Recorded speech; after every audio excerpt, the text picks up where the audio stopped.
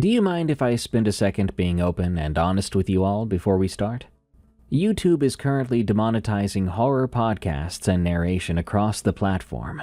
I know it's only a matter of time before they hit us.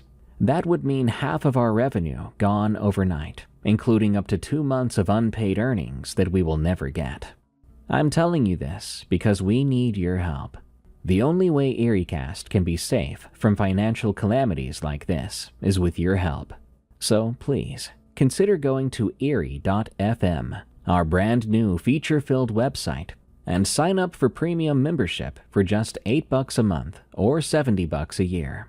You'll unlock access to bonus episodes of your favorite shows, exclusive audiobooks and ebooks, members-only series, and you'll never have to listen to another ad on any EerieCast episode for as long as you're subscribed.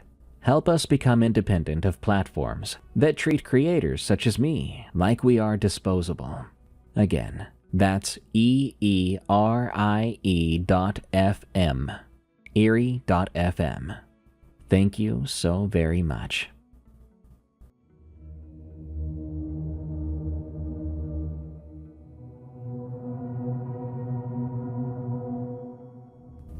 Now then, I'll make this intro quick.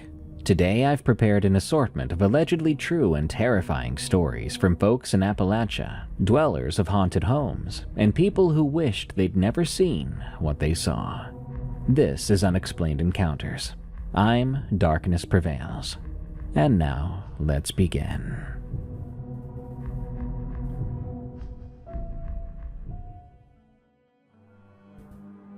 Nobody here knows that name. From Adelaida. I'm posting this from England, so if I use some slang, sorry. In the summer of 2019, me, my parents, my little sister, and 3 of my friends went to my late grandparents' house, who had sadly died the summer before due to old age, which makes sense because they were pretty old. My family is originally from the south of England, but moved here when I was 7. My parents had decided to keep their cottage out in the woods of Virginia. I was glad they kept the cottage, as me and my sisters had basically grown up here. We came here every summer since we were 7. As I've gotten older, the cottage had begun to give me not necessarily a weird vibe, but there was something off-putting about the woods around it. Something wrong, almost. I have quite a unique name, and most people just call me Ada, as it's easier to pronounce and remember. The only person who ever called me Adelaida is my grandma and teachers, the ones who don't like me. At the cottage, it was me, my sister Hannah, and my 3 friends, Kate, Loria, and Mylene. We were all down at the cottage for my 16th birthday, which was the weekend before with my parents. We were going to be there for a week. For context, I'll tell you a bit about the layout of the cottage. The front door had a path leading from it into the forest surrounding it. As you walked in, there was a big foyer with those weird L-shaped stairs in the corner of the room that led upstairs to all the bedrooms. It had 2 doors on either side of the room, one that led to the kitchen and the other that led to the living room. The kitchen had the door to the deck and the backyard that was basically just a patch of grass with a pool and surrounded by forest. There was no separation from the garden to the forest around it. The living room had a huge window at the side of the room that was adjacent to the couch and TV, so you couldn't see it unless you were standing facing towards the front of the house. There was also a door right next to the couch that led to the downstairs bathroom. The upstairs had a big landing that had a small snug area with a couch and a TV with video games. Once you get to the snug room, there are 2 hallways, one that leads to my parents' master bedroom and my little sister's room. Then the other hallway led to the 2 rooms my friends and I were staying over in. Me and Loria were in the bigger room, Jess and Mylene in the other. Now, this description may seem a little long and pointless, but trust me, it's important to the story. On the first night we were there was nothing wrong. In fact, everyone seemed to be having a great time. We played in the pool and drove 3 hours to the beach that wasn't far from the cottage. We went fishing, played in the sea. When we got back, my stepdad put on the fireplace in the back garden. We all sat around the fire pit, talking as it was midsummer, and it wasn't too dark out by then. After that, we all went to bed. Nothing out of the ordinary so far. This feeling of normalcy stayed present throughout the second day. My friends and I chilled by the pool while my stepdad and mom went to the city about 2 hours away to get food to last us the rest of the week. It was about 8 p.m. on the second night. My parents and sister still weren't back yet, which wasn't weird as it was a pretty busy city and the traffic was bad at the time. The sun had already begun to set below the tree line, and the sky was this blue-orange color. The sun was low enough to make the trees' shadows stretch like long fingers over the forest. The cottage was built south-facing, so there wasn't really a time of day when the pool and backyard didn't get any sunlight. I was just lounging on one of those pool donuts along with Loria and Jess, while Mylene sat on a sun lounger lining the pool. Those of us in the pool were just chilling and having a conversation, while Mylene was reading something, which was her choice. We did ask if she wanted to come in the pool, but she said no. She cued in once in a while to voice her opinion on the topic, but she wasn't very active in the conversation, which made it easy to get lost in the conversation and forget if she was listening. We were probably talking about something stupid, like the boys in our year, or girls we didn't like, and I turned to the sun lounger that Mylene was sat on 10 minutes ago, but she wasn't there. I began to look around to see if she was anywhere else in the background, but she wasn't. I asked the other girls if they had seen where she went, but they hadn't. I searched the whole cottage and our rooms to see if she was okay, but she was nowhere to be found at all. I went back to the garden to start shouting for her, because I'd begun to worry, as did the other girls. The sky was growing darker now, but the forest was almost pitch black, with only the pool light acting as a torch. I caught a glimpse of the bright pink bathing suit Mylene was wearing about 6 feet into the tree line. I told Loria to grab a flashlight from the kitchen drawer, and she did, coming back in about 30 seconds. I shone the flashlight towards where I thought Mylene was standing, and I called her name. She didn't answer. I shouted again, and still no answer. Jess had begun to edge closer to the tree line, as we all grew more concerned for Mylene. Now, what we did next was such a dumb girl horror movie action, but we didn't know what would happen after. We all unanimously agreed to go into the trees to get her, so we began to march our way over to her, slightly annoyed because it felt as though she was purposefully ignoring us. I got within arm's reach of her and noticed she was looking up, but it didn't cross my mind to look up and see what she was looking at. As I made my way around her to see her front, my stomach dropped. When I saw her face, I nearly started to cry. I shouted for Jess and Loria to come look at this, and they both had almost the exact same reaction as me. She was still, arms by her side, looking up into the sky, but her eyes looked white, almost as if her eyes had rolled all the way to the back of her head. There was this weird saliva foam coming from the sides of her mouth, but no noise at all. Like, at all. I grabbed her face to try and see what was wrong with her, trying to make her look at me. I began crying, thinking she was having a seizure or a heart attack, and I started shouting for Jess and Loria to help me. But no one moved around me. I looked away from Mylene's face to the other girls, and I've never felt fear this much in my life. Jess was staring up at the same thing Mylene was, with her hand over her mouth and sobbing quietly, and Loria was nowhere that I could see. I then felt this overwhelming urge to tilt my head up and look at the sky. So I did, and when I did, my blood ran freezing cold. There was something unnameable up in the trees above us, an almost humanoid figure with gray-brown fur that covered its whole body, besides some patches where the almost black dry skin could be seen. Its face was a mix of a deer and a skeleton, almost as if someone had taken a deer skull and tried to paint it to look alive. The eyes were what terrified me the most. They were human eyes. It almost looked like a human wearing a suit of whatever that creature was supposed to be.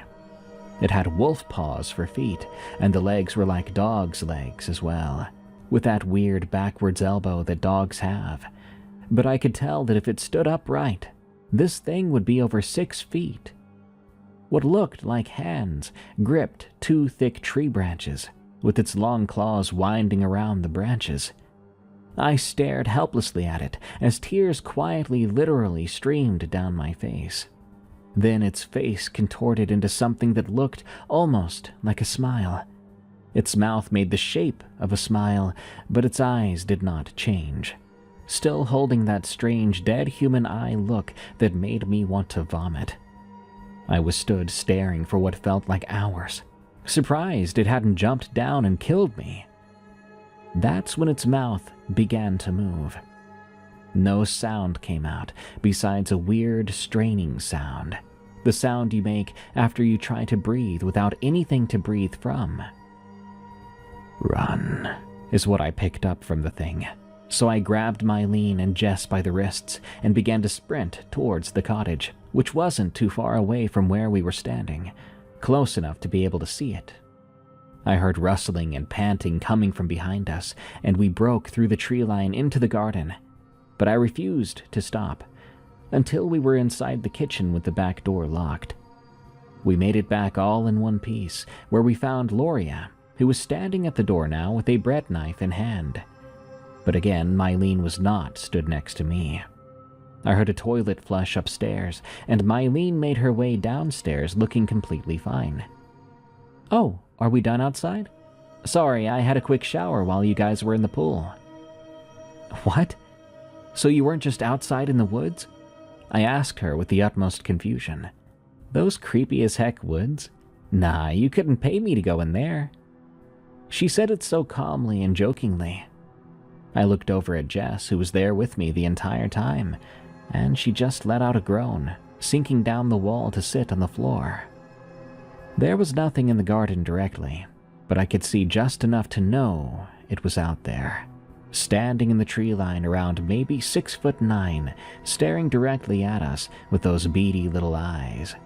Then I could just make out that disgusting, awkward smile as it retreated back into the forest, right as I heard my mum and stepdad pulling up in the driveway. We told her what had happened, expecting her not to believe us, but when I described what it was that we saw, her face went pale. "Whatever you do, do not go back into the woods after dark. I don't care what you see or who you think you see. It lies." I was surprised the girls wanted to stay the rest of the week after what had just happened. I expected them to make up some excuse and get their parents to pick me up, but they didn't. Nothing else happened for the next 2 days, probably because we stayed inside when it got dark, and when we were awake we kept all the lights on in the house. I'd begun to think that that may have been the only thing that would happen, until the second to last day. We were all sat in the fire pit in the back garden just before the sun went down. My stepdad put the fire out before the sun dipped below the earth, and we all piled inside in the sitting room to watch TV. I went to go on my phone, but it wasn't anywhere at all. I couldn't find it. That's when I looked to the back garden from the big window of the living room, and there it was, on the seat in the fire pit. It had been a couple of days since what happened had happened, so I didn't feel that scared going out into the garden to grab my phone real quick. That's all I intended to do. I noticed that when I left the living room, Loria wasn't there. Normally, I would go look around the house for her, but this time I could remember so clearly that she had gone to her room to get changed out of her clothes because she had asked if she could borrow some of my PJs. It was so clear in my mind that I knew where everyone was, which gave me such an uneasy feeling, almost like my mind knew something I didn't, always taking mental notes of everything. I made it outside to the fire pit by the pool. The only thing audible was the soft sound of the water in the lightly lit pool. It was quiet, almost too quiet. I grabbed my phone and went to head towards the door to the kitchen, when I heard a faint voice calling my name. "Adelaide." It was quiet enough to be a whisper, but loud enough for me to not be imagining it. I ignored it, knowing what was out there, and I started towards the door. "Adelaide." I froze in place, It was Loria's voice calling me from the tree line. She sounded stressed, maybe even pained, but still she had an almost joking or playful tone too. Exactly like her. "Please help. I'm hurt. I fell over in the woods." I laughed to myself as muscle memory took over, and I began to walk towards the trees. "I'm coming, don't worry, you idiot." But then I froze in place as fear grew in my chest. I felt almost sick. The only people who ever call me Adelaida are my dad and my grandmother. Everyone else that I know calls me Ada. I don't even think my friends know that my full name is Adelaida. My eyes darted to the tree line where the calling was coming from, and I saw it. That god-awful smile just behind the tree line. A tear rolled down my face. The urge to walk forward became overwhelmingly strong. I began to stalk towards that smile against my will, or so it felt, when I felt an arm grab my wrist. It was Loria. "Ada, what the heck are you doing?" she said, as she looked over my shoulder to where I was walking towards. "I don't know. I thought I heard you calling me from the woods. You said you'd fallen over." "No, I'm right here. Let's go inside. The woods give me the creeps at night." We went into the kitchen, and I looked back to the trees one last time. There it was, standing closer towards the garden. It was shaking its head, no. I didn't get a wink of sleep that night. Thoughts raced through my mind. What would have happened if I went into the trees to that thing, if Loria hadn't come out to get me? Honestly, I didn't want to find out. We went home a day early, due to the weather, as it started thundering the last day. As we made our way out of the woods, a tree caught my eye. It was the tree that me and my grandma carved our names into. But she hadn't carved Ada into the tree. She had carved my whole name. The tree said, Adelaida and Grandma, with a huge 5-finger claw mark right below it. I never went back to the cottage after that time. Gladly so. Me, Loria, Jess, and Mylene stayed friends throughout the rest of school, and we frequently talked about what happened until the topic died down and became a distant, horrifying memory. I still meet up with them often, and the week gets brought up sometimes, but now we laugh and look back on it. Deep down, though, I know that whatever was in that forest was pure evil, and I often wonder what would have happened if I went into the woods. Would I still be here today? I'm 21 now. This happened years ago. I still have nightmares about that week, and sometimes when I'm alone and it's just quiet enough, I hear that voice, Loria's, softly shouting my full name, and it gives me chills every time. They are always listening. From My Life in Thriller Mode. This series of unfortunate events takes place in Latin America.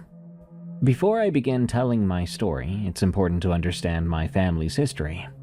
Chinese blood runs through my veins, and it is said that our ancestors practiced dark magic. It has always been kind of a taboo topic for us, the unspoken subject during family gatherings and dinner. With this in mind, it was not strange for me to be drawn to the unknown. I've always been a fan of horror movies, the paranormal, and the gorier it gets, the better it is for me. Around 15 years ago, as children, we had access to unlimited content, which was not always appropriate. We could watch someone being shot in the face on YouTube, someone falling off a cliff, half of their head gone. It was crazy.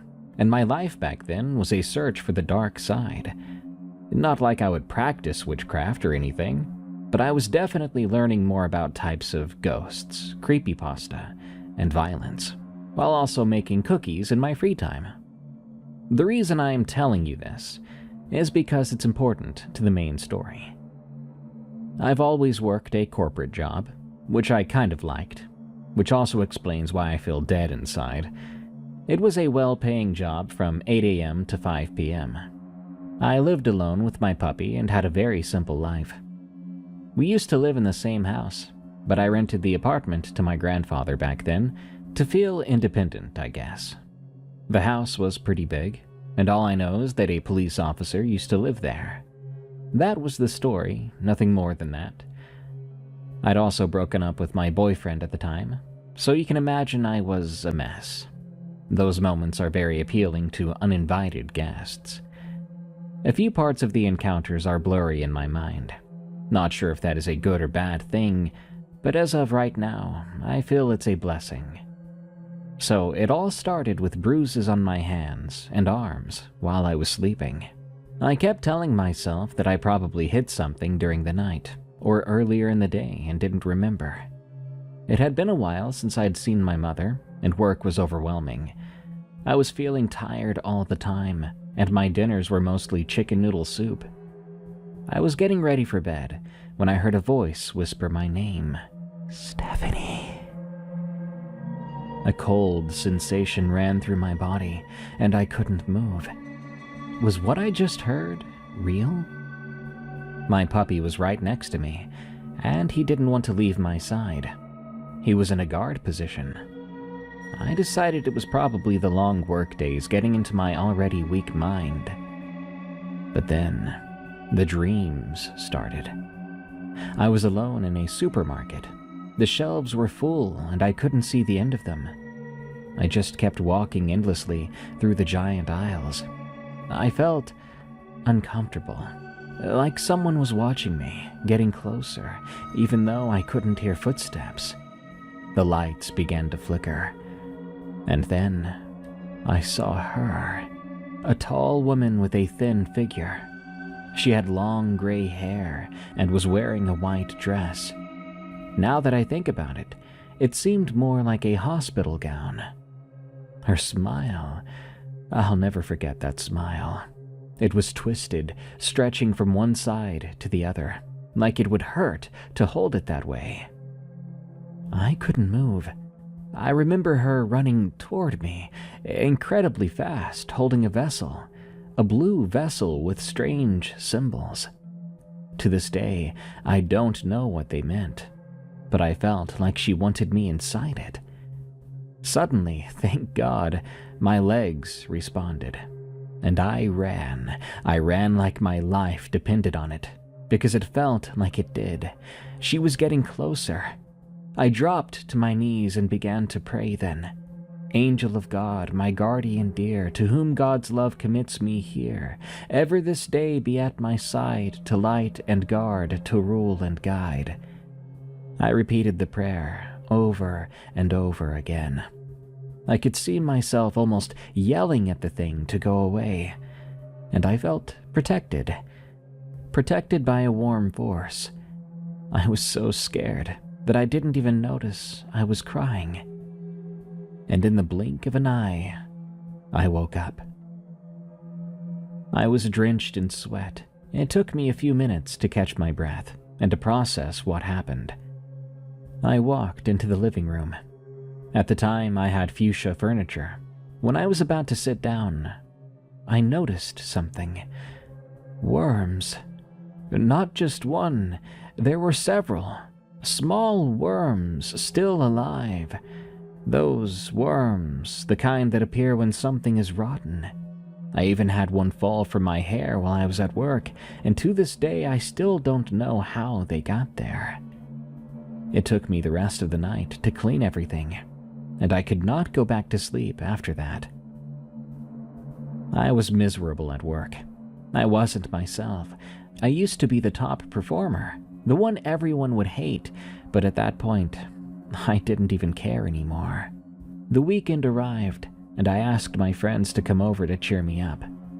We made sushi and started watching scary movies, and for the first time in weeks, I felt like my life was getting back to normal. I laughed, and just as they were about to leave, the patio door opened by itself. And I'm talking about a heavy metal door, opening all on its own. Then the TV turned off and on a couple of times. Everything happened so fast that even my friends didn't know what to do. They're into crystals and energy, so we decided to ignore it, to pretend nothing had happened. But the real turning point was yet to come. I decided to stay a few days with my mom. Maybe a change of environment was all I needed. During those 4 weeks, I lost around 20 pounds, and while some people might say I looked great, I did not feel great. One night we had a girls' night, ate pizza, and I had 2 days of such deep sleep that I felt like I would never wake up. I was starting to feel better. But on the drive back home, she said something that made my heart stop. She asked me if I was okay. That might sound normal to you, but I've always been good at hiding my feelings. So I asked, almost defensively, "Why do you ask?" She hesitated. "Last week before you arrived, I had a strange dream." "What was it about?" I asked. "I was in a white space. There was nobody there except the devil." I felt my chest tighten. "I was on my knees and he told me, 'I will take one of your sons with me.'" Now, my mom has always been very religious, so she said she started to pray. "He said again, 'I will take one of your sons with me.'" And so she prayed harder. "He just kept saying it, 'I will take one of your sons with me.'" She said the voice became angrier, frustrated by her prayers. "And I said to him, 'I will not give you any of my sons.'" She said the dream went on for what felt like hours. She woke up at last, crying. When she finished telling me, there was a long silence. I was having this internal battle, deciding whether to tell her everything that had been happening to me. But I knew I needed help, so I told her everything. About the worms and bruises and the lights, everything. Her expression changed. Not angry, just sad. Like she was hurt that I would keep all of this from her. She stayed with me for a few days. I began praying more often, every night before going to bed. I'm not telling you to do the same as I did in a situation like this, but for me, I felt relief. I started to take better care of myself. I began going outside again, something I had completely stopped doing for a while. Feeling the sunlight on my face, little by little, the events began to fade. I even kept a Bible by my side. Again, I'm not telling you you have to do that. I'm just saying it worked for me.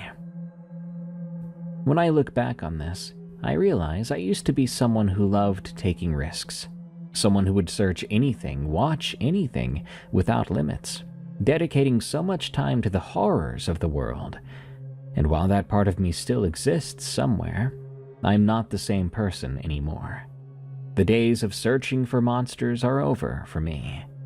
Because I learned something. Sometimes those monsters find you first. I never truly understood what triggered everything that happened during that time in my life, but I'll tell you this. The entities beyond our world are always listening. They wait.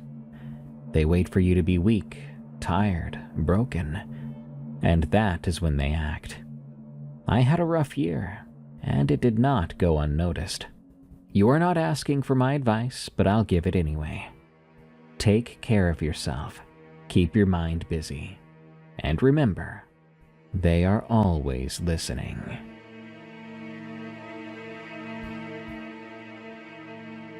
My Dogman/Wolfman encounter.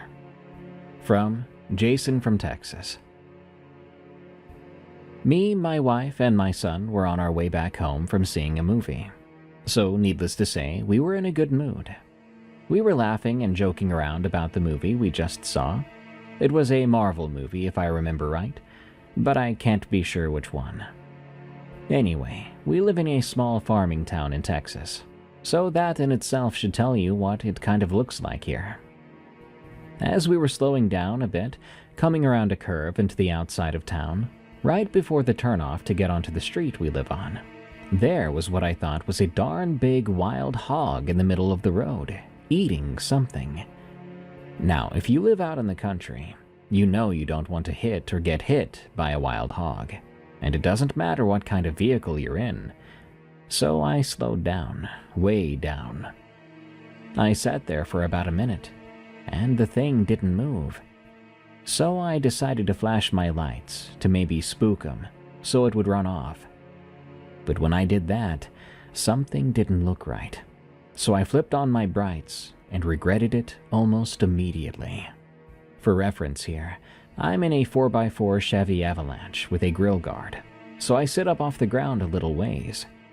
When this thing stood up, it was head and shoulders above my cab. As he stood up, and yes, it was a he, because it was very plain to see, I heard my son say, "Dad, what the heck is that?" And my wife was crying, saying, "Oh my God," as the thing turned around to glare at me. What we could clearly see now was a dog man or wolf man. He glared right at me with these glowing yellow-red eyes. Then he growled this deep, vibrating, frightening growl that you can hear even with all the windows up. Feel it deep inside your chest, too. My wife, crying, crawled into the floorboard, and my son was panicking in the back seat. But me, I was frozen.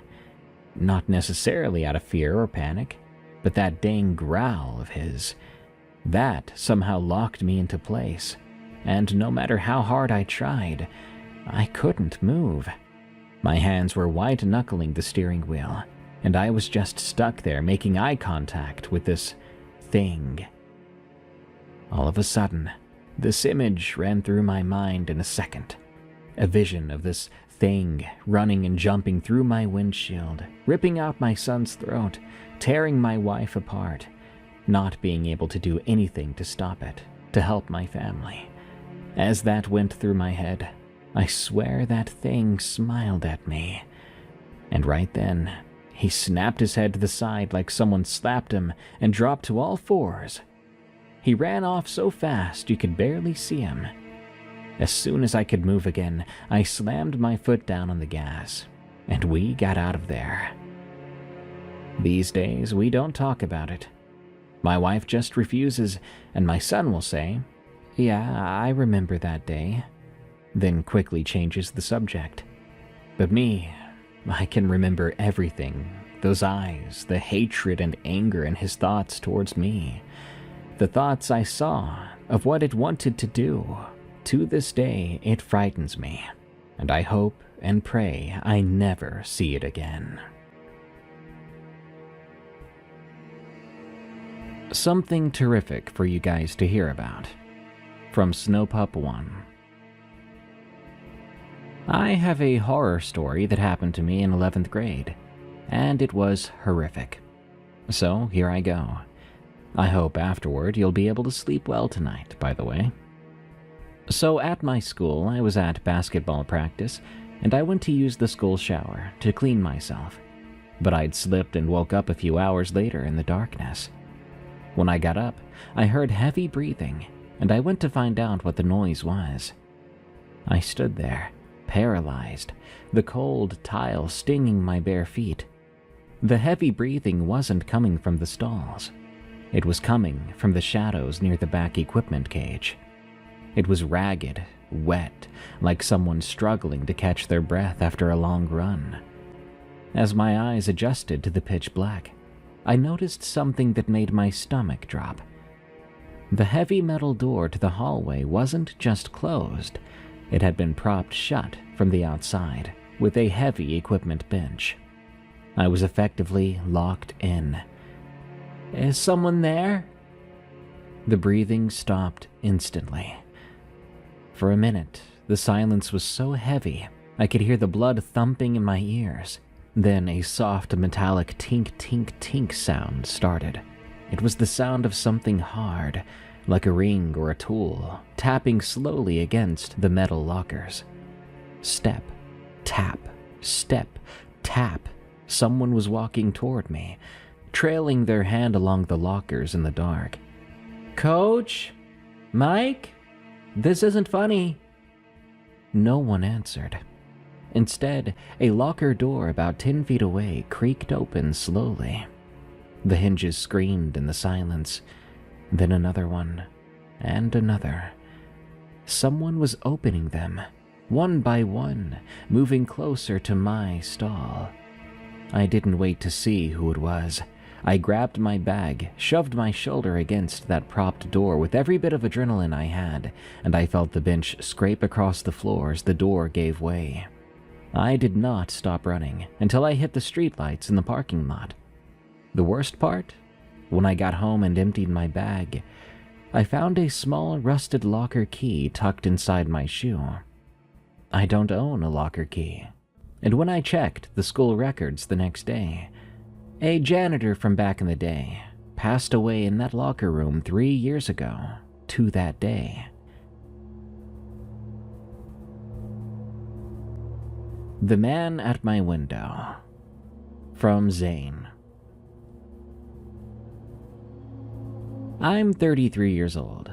I currently live with my wife and 2 kids, but what I'm recounting here dates back to when I lived alone at 23 years old, a whole decade ago. The story starts with me driving home after a birthday party for my niece at the time. She had just turned 9. But when I got home, I found the front door unlocked. Rather than thinking the worst of it, I simply thought, dang it, I forgot to lock the door. How careless of me. Probably my fault for being in a rush to get to the birthday party. When I walked in, that idea was further solidified, because nothing had been ransacked or stolen from my apartment. That was until I found black handprints, the size of an adult's, lining my bedroom doorframe and the foot of my bed. As I said before, I lived alone at the time, so the thought of a homeless man or some stranger under my bed creeped me out. But when I looked under the bed, I found nothing, not a single trace of another soul. The night after that, I was on a call with my mom to just talk and chat. When I brought up the black handprints from the night before, she froze up, saying that a single man who lived in the apartment some while ago had died there because of a fire. She said the handprints could be from the dead, his spirit haunting me. She laughed it off, though, and so did I, and I thought it was just a joke. But for the following week, I found more and more handprints appearing, spots where I would have just cleaned, too, not even 10 minutes ago. I had just ended a phone call with my dad when I heard a distinct tapping on glass. Mind you, I lived on the 2nd floor of the apartment complex, so I freaked out and froze up, hiding under my bed without making too much noise. I remembered the window next to it was open, just a little bit, and that little bit was all that dark figure needed to enter my home. And enter it did. Something came inside. Something with burnt, crispy skin that smelled somehow of bleach and burned skin at the same time. Something akin to roadkill forgotten in a Texas heatwave for a week and left to burn there on the road. As the figure moved throughout the apartment, I heard it searching the closet just 3 feet away from where I lay hidden, searching for me. It was about to find me when I heard a ring. I'd left my phone downstairs, and it was now ringing. I knew this was my chance. While it was distracted, I bolted out of my hiding spot and landed in the bushes outside my window about 15 feet down. By some miracle, I landed softly. Even so, I heard it coming for me. I always kept my keys clipped to my side. If I hadn't, I'm not sure I would be here right now. But I got to my car and I started it. I reversed, skidding and speeding away. I didn't stop driving until I made it to where my parents lived. Even to this day, I have nightmares about what I saw and what happened. Was that a real person or a demon? or a very angry spirit. May God have mercy on us all. I won't dare go back there. From Ace of Spades 666. This happened a few weeks ago. Me and my siblings were out of school for Easter break. Part of our tradition for being out of school for Easter was to go up to my grandparents' house. They live in Maryland, in the Appalachian Mountain region, and behind their house there's this hilly area with lots of grass and rocks. But behind that, there's an area with lots of trees, and part of that area is a small, almost completely hidden trail. You can go back there for a few miles, I'm sure. Part of my fun there was going back there alone. What a stupid idea that was. We live in a really flat area by the ocean, and the mountains are magical. Being out there alone feels like a gift, and in fact it is, when you're not being stalked by some horrifying thing. This is where the story starts. I was regularly out there alone. I would walk until I got to a large fallen tree. The reason I did not want to go past it was because I couldn't see the house anymore at that point, and I did not want to get lost out in the woods. So on the day that I'm going to tell you about, I was walking back there, and I finally reached the fallen tree. So I decided to turn around and keep walking. But a few seconds after I turned around, I got that feeling. You know, that feeling you get when something is about to extend its hand to touch you. That was the feeling, and it gave me chills. I decided to run as fast as I could and to get back to the exit of the trail, and luckily I made it. Once I left, I just stayed inside for the rest of the day. The next day I made the dumb decision to go back in, because I'm an idiot. I honestly don't know what I was thinking. It's probably because I felt brave. I'd possibly discovered something, and I had a big pocket knife. I would probably be fine, right? So when I went back, everything seemed normal for the first few minutes. But then the music I was listening to changed to this extremely quiet song. The kind that's so quiet, you can hear everything around you while listening to it. And as a follower of the paranormal and someone who knows a lot about the Appalachian Mountains, I know that when the forest goes quiet around you, nothing good is about to happen. And in fact, in that moment, the forest went quiet around me. Once again, I decided to turn around and not look back. But as I was walking, I swear I saw something in my peripheral vision, keeping pace with me behind some trees. Its skinny, pale form seemed almost human, but too tall and wrong. I wanted to run like I did before, to get the heck out of that area, but I was scared to run this time. I was worried if I did, it would trigger the thing to pursue me, and I didn't know if I could outrun it. So I just walked as calmly as I could, and eventually I got back to the exit of the small trail. And once I did, I ran as fast as I could, but decided to still stay outside. Again, because I'm an idiot. I stayed outside until it got darker, and I couldn't really see a few feet in front of me anymore. That's when I heard footsteps, and you may be saying, oh, it's probably just a fox or a deer. But these were heavy footsteps, and it sounded like it was on 2 feet. I hoped it was just my dad, but when I called out to him, there was no answer. Something was wrong. I speed-walked back into the house and found everybody sitting in the living room. No one had left. None of them could have been the sound I heard outside. I decided not to go back to that trail at all for the rest of the trip. That's all, unfortunately for you, but luckily for me. Honestly, I think it was something that a lot of the listeners of this show might be familiar with, and I don't want to say its name here, because listening to this podcast has taught me that talking about this specific thing might draw it back to you. In fact, the reason I think it was stalking me at all was likely that I'd been talking about it quite a lot during that trip, and I think it noticed. My house is haunted. From Gremlin Studios 78. I live in a modest home in Rexburg, Idaho, with my 2 younger brothers, my parents, and my 10-year-old Chihuahua Luna. My grandparents live in the house across the street from where I live. We lived in their basement until 2021.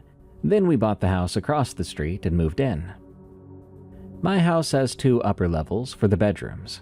The main floor has the kitchen, and the basement has the living room, workout room, and crawl space. No one goes in the crawl space because it's filled with bugs and mice, and it just gives me the chills. My family was the 3rd family to live in that house.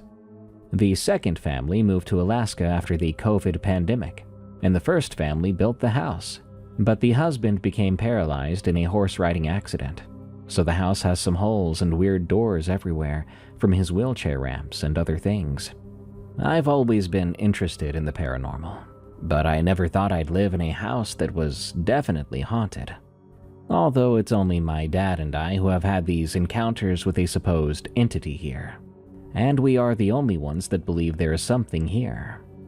I've had a few encounters with the ghost in my house which have all been interesting. My first few encounters with the ghost were small things, like moving packages that were stacked on the entryway, or hearing slight knocks on our windows and walls during the night. The noises and things started to get weirder the longer we lived in the house. Lights flickered, the ceiling fan would spin like someone tapped it, but one of the weirdest things I've seen was in our laundry room. The lights start flickering in there often, and the toilet in the kitchen bathroom will flush on its own sometimes. Then the washer started to turn on by itself. My dad is a handyman.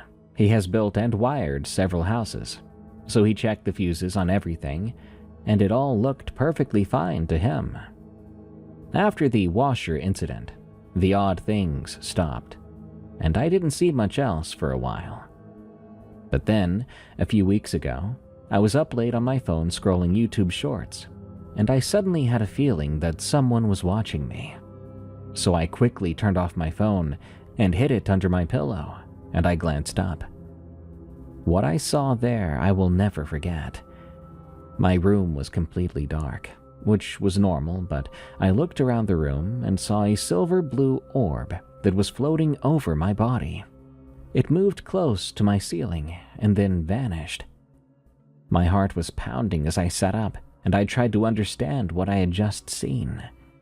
Then I looked toward my closet, and I saw the bag that was filled with pins I'd made hanging on my door start to sway, like something touched it.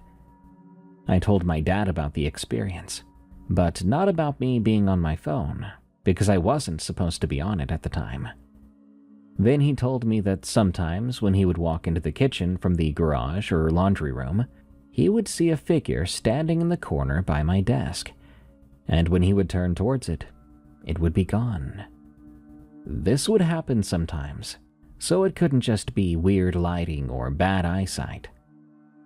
Sometimes I feel like I'm being watched, which I've gotten used to, considering most of the time the feeling is more of a watching over me feeling. Rarely is it ever hostile, though it has been on some occasions. I don't know the whole lore to the house just yet, and I've not caught anything on camera yet, but I truly believe that I have some sort of attachment, considering most of the encounters had something to do with me. I've become used to these things, but I felt like I needed to share this with someone else, so now it no longer has to be just me and my dad knowing about it. It got inside my house. From Ginger Kid. These incidents have been happening for around 12 years now, but last night, it was brave enough to make a move. For full context, we'll go back to the summer of 2013. I was 6 years old when I went to summer camp for the first time with Cub Scouts. It was late at night, and I woke up to use the bathroom. I also completely ignored the buddy system. As we were out in the woods, the bathroom was just a latrine, about 200 feet away from the site my pack was set up at. I unzipped the door of the two-person tent that I had to myself, and I stepped outside. It was dark, pitch dark, save for the sparse moonlight that reached the ground through the tree canopy. As I made my way, I could have sworn I'd heard something behind me, but I didn't see anything. I thought it was a deer, some other animal Appalachia is known for. And then I saw it. Off about 30 feet to my left was a pale, tall thing with no facial features I could make out, given the dim light, except its eyes. And they were so wrong. They were too far apart and too small with no sclera, just black voids that seemed to pierce my soul. It ran away, and I didn't see it again. Well, back in May of last year, I awoke to the sound of tapping on my window, and when I looked outside, I saw nothing, and I was sure of that because the street I live on is very well lit. I got back in bed, and a few minutes after that, I heard my mom calling out, not targeted towards me, but just calling out. The thing was, at the time, she was at work, 20 minutes away from my house. This was the first time I ever felt true fear, because I'd recently learned about skinwalkers. I panicked, running to my parents' room, and I fell asleep in there. That was the last of it, or at least that's what I thought to myself to help me stay calm. Because then there was last night. I was home alone because my parents had to go to an event for work. I was lying in bed, just reading a comic book, when I heard something moving outside my window. I looked outside, which was the first of my mistakes. It moved around to the back of my house, and I followed. I don't know why. I guess I was just curious, not really having much else to do. It stopped about 20 feet from the kitchen window. I parted a small gap in the blind and saw it. This weird dog thing. It had the same void eyes. I gasped, and it hurt me. It looked at me. I should have reacted faster, because when I finally went to run, it had already scrambled onto my porch. I heard it, trying to open the back door, fiddling around with the doorknob. I ran upstairs to my parents' room, grabbing the Remington SP-10 that my dad got for if someone ever broke in. I grabbed 18 shells, excluding the 3 already loaded into it, and I ran up into the attic. Then I heard glass. The thing had broken down the door. I was terrified. I really thought I was about to die. I heard it moving around on all fours. First, it was in the living room. I assume when it didn't find what it was looking for, it moved up to the second floor. Then the attic door suddenly broke. No lead up, no warning. It moved slowly, terrifyingly slow, like it knew I was there and that I was scared. It felt like it was toying with me. Every 15, maybe 20 seconds, a step. I heard it inch a bit further. 5 minutes passed, and I'd fully lost track of how far it had gotten inside. I was just too blinded by fear.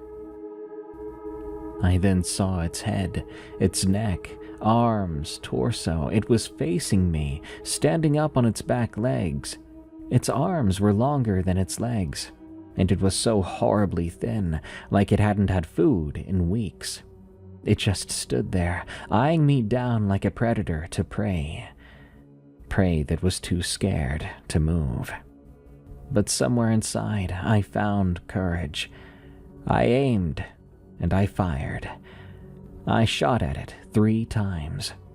It staggered back a bit, and I reloaded the gun as fast as I possibly could. Another 3 shots hit it center mass. I kept going, until I had no more ammunition. It was dead, I thought. After that many slugs, I'm not sure any of them even missed.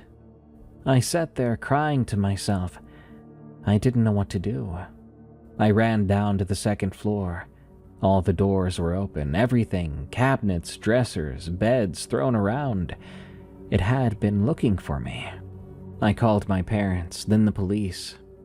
But by the time anyone showed up and went to investigate what I told them about in the attic, they didn't find a body.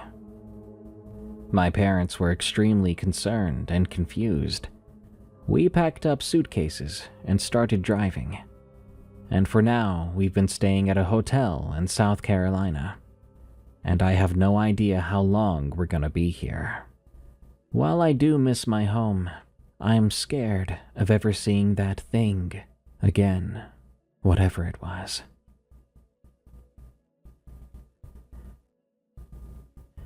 What is it with people killing or nearly killing the bad guy and just walking away? If the monster that had been hunting me down all summer appeared in my room and I shot it 20 times, I wouldn't just walk away and go call mommy and daddy. I'd be finding a gallon of gasoline and some matches. It's gonna be a really warm night. Good night. Thank you all so much for tuning in to this episode of Unexplained Encounters. I've been your host, Darkness Prevails. I'll be honest with you. This show, me, my family, and this network, EerieCast as a whole, we're in a bit of a tight situation because YouTube is demonetizing all the creators it possibly can, apparently. And it seems like the only way we can be safe is if we can get as many listeners as possible to go to erie.fm and sign up for an account. Listen to our shows there, and especially consider signing up to be a member for $8 a month. Not only will you be supporting us and keeping us afloat, but you'll be unlocking a bunch of cool bonuses. Bonus episodes, exclusive audiobooks and ebooks. Never listen to an ad again on any of our shows. 20% off anything in our merch store, and more. If that's something you can do, thank you so very much for keeping EerieCast going. Till next time, everyone, be safe out there and stay creepy, because this world is a strange one.